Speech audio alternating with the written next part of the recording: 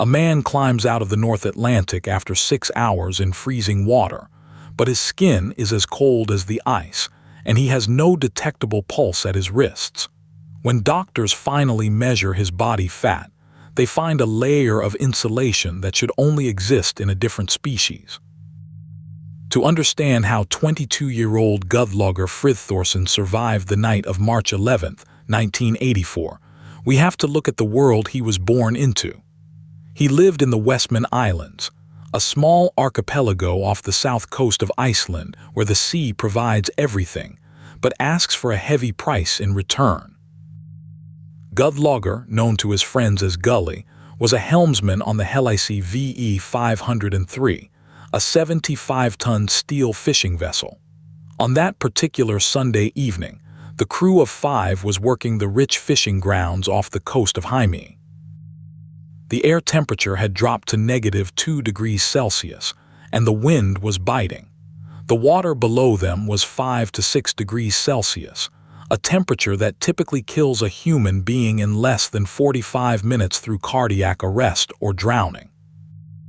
At around 10 o'clock at night, the routine of the haul was suddenly interrupted. The ship's heavy fishing gear snagged on something on the seabed, likely a rock or a deep-sea trench. As the crew attempted to winch the gear back up, the boat was pulled violently to one side. Within seconds, the Hellisey capsized in the dark, throwing the men into the freezing chaos of the North Atlantic. 2 of the crew members, Gilbert Itheson and Valuer Smurray Gerson, were trapped below deck and perished almost instantly. The remaining 3, Gully, the captain Hjörtur Johnson, and the engineer Peter Sigurðsson, managed to climb onto the upturned keel of the boat. They stood there in the dark, shivering violently, hoping for a rescue that wouldn't come. After 45 minutes, the Hellisey began to sink into the depths, and the emergency life raft they tried to deploy failed because the release mechanism was rusted shut. With the boat disappearing beneath them, the 3 men were forced into the water. They looked toward the distant lighthouse at Storhöfði, which was about 3.2 nautical miles away, and decided their only hope was to swim. Almost immediately, the ocean began to claim them. Peter Sigurðsson disappeared into the dark waves shortly after entering the water, leaving only Gully and the captain, Hjörtur, to continue the struggle. Gully and Hjörtur swam side by side for a while, talking to each other to maintain their focus and sanity. They discussed their families and their lives, trying to ignore the fact that their limbs were becoming heavy and numb. But the cold is a silent thief. Eventually, the captain stopped responding to Gully's questions, and his movement slowed until he drifted away into the darkness. Gully was now entirely alone in the North Atlantic, miles from shore, with no life jacket and no thermal protection. Statistically, he should have been dead hours ago, but something strange was happening inside his body. During the swim, Gully later claimed that an Arctic fulmar, a common seabird in the region, followed him closely. He began to talk to the bird, using its presence as a psychological anchor to keep himself from surrendering to the exhaustion. He focused on the rhythm of his strokes and the blinking light of the lighthouse. He knew that if he stopped moving for even a minute, the cold would reach his heart and stop it forever. By 4 o'clock in the morning, Gully had been in the water for nearly 6 hours. He finally reached the shore of Hellisey, but his ordeal was far from over. The place where he arrived was a sheer cliff face with waves crashing violently against the rock. There was no way to climb up without being crushed by the surf, so he had to make a heartbreaking decision. He turned around and swam back out into the open sea. He had to navigate around the coast to find a break in the cliffs where the lava met the water at a shallower angle. Around 4:30 in the morning, he finally found a spot where he could scramble onto the land. He was barefoot, having discarded his heavy boots during the swim to stay afloat. He stood up on the Gvendarhúsaron lava field. The ground was made of jagged, razor-sharp volcanic glass that cut into his feet with every step, and the air was still well below freezing. He began to walk toward the lights of the town, which were still about 3 kilometers away. Every step was a fresh agony, but he was so dehydrated from the salt water and exertion that his thirst became his primary focus. He encountered a sheep trough filled with water. It was covered with a layer of ice about 1 centimeter thick, and Gully had to use his bare fist to break through it so he could drink. He continued his trek across the lava, his clothes frozen stiff and his feet shredded. At 6:55 in the morning, nearly 9 hours after the Hellisey had capsized, he reached the outskirts of the town. He knocked on the door of a house in Herjolfsdalur. When the resident opened the door, they saw a man who looked like a ghost, soaked to the bone and shivering so hard he could barely speak. Gully was rushed to the local hospital.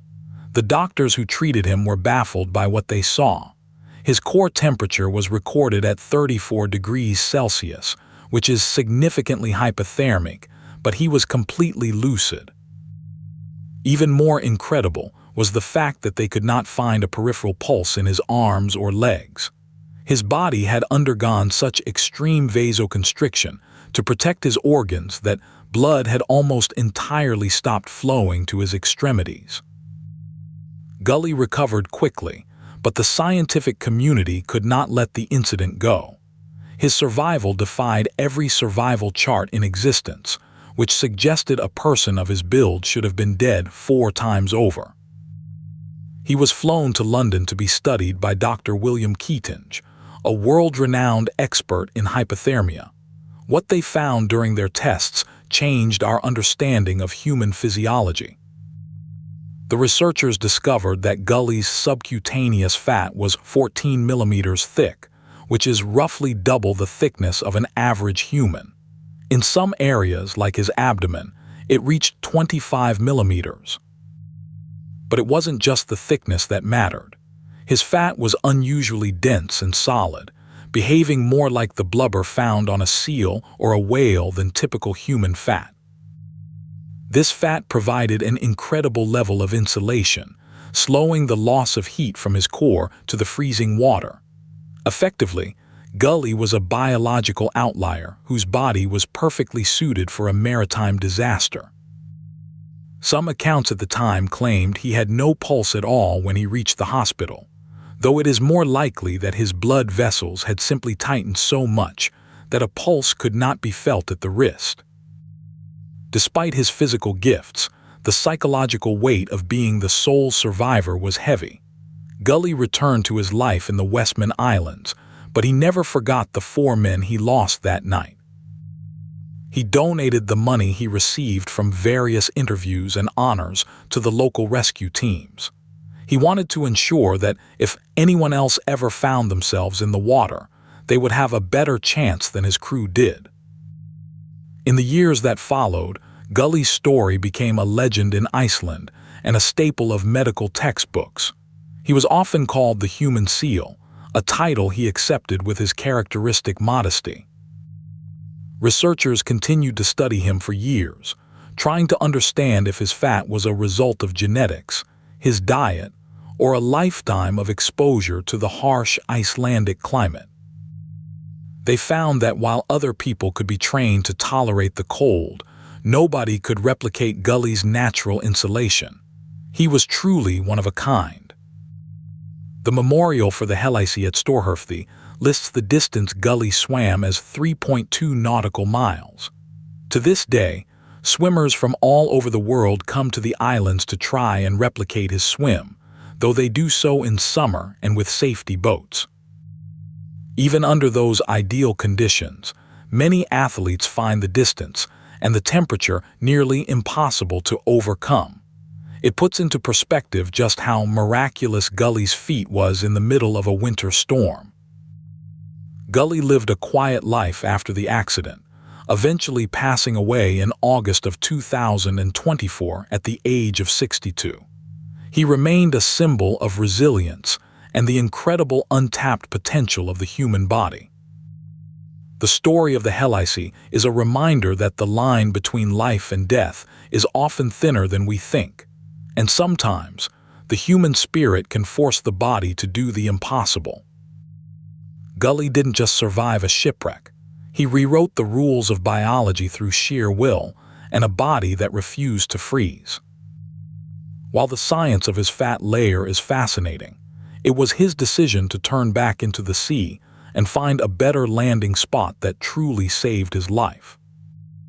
His story serves as a testament to the fact that even in the darkest, coldest moments, there is a way forward if you have the strength to keep swimming.